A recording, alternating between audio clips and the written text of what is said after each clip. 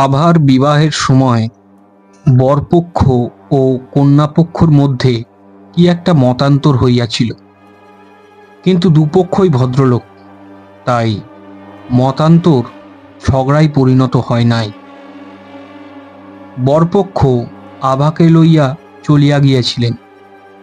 তারপর 15 বছর আভা আর পিত্রালয়ে ফিরিয়া আসে নাই। দুই পরিবারের মধ্যেও সমস্ত যোগাযোগ ছিন্ন হইয়াছিল। এই 15 বছরে দুই পরিবারেরই কিছু কিছু পরিবর্তন হইয়াছে। কর্তারা গত হইয়াছেন, যুবকেরা বাড়ির কর্তা হইয়াছে। যাহারা ছোট ছিল তাহারা যৌবন প্রাপ্ত হইয়াছে।